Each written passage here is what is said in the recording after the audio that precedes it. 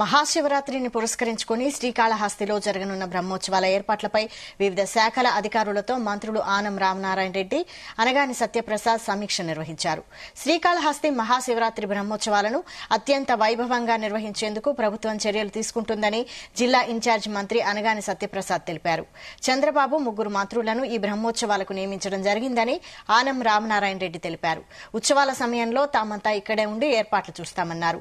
సమీక్ష చేసిన తర్వాత అధికారులకు కొన్ని సూచనలు చేశారు.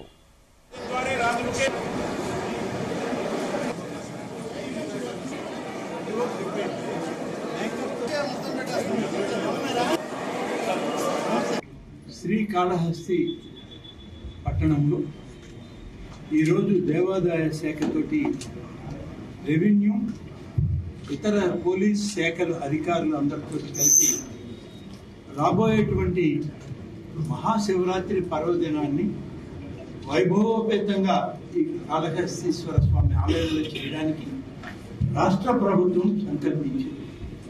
ప్రతి మహాశివరాత్రికి జరిగేటువంటి కార్యక్రమాల్ని ఇంకా గొప్పగా చేయాలి. ప్రతి భక్తుడికి కూడా మరింత ఆ దేవదేవుని యొక్క ఆశీస్సులు అందాలి. ఆ పరమశివుని యొక్క ఆ జ్ఞాన ప్రసూన అన్ని కూడా సజావుగా జరగాలని కాళహస్తీశ్వరుడు మమ్మల్ని అందరినీ ఆశీర్వదించి చిన్ని ఉద్యోగ దగ్గర నుంచి రాష్ట్ర మంత్రులు అందరి వరకు సమన్వయంతో ఈ యొక్క మహాశివరాత్రి ఉత్సవాలని ఆంధ్రప్రదేశ్ రాష్ట్రం ఎంతో వైభవంగా జరిగేదానికి ఆ స్వామి అమ్మవారి ఆశీస్సులు మాకుంటాయని ఆశిస్తూ ప్రతి భక్తులు కూడా వచ్చిన దగ్గర నుంచి తిరిగి వెళ్లే వరకు సీసీ కెమెరాల్లో వాచ్ చేయడం జరుగుతుంది. ఏ ఒక్కరికి చిన్న ఇబ్బంది కూడా జరగకుండా వాళ్ళని తిరిగి వాళ్ళ ఇళ్ళకి చేర్చే వరకు ప్రభుత్వం తను చేయాల్సిన బాధ్యతలన్నీ కూడా తీసుకుంటుంది.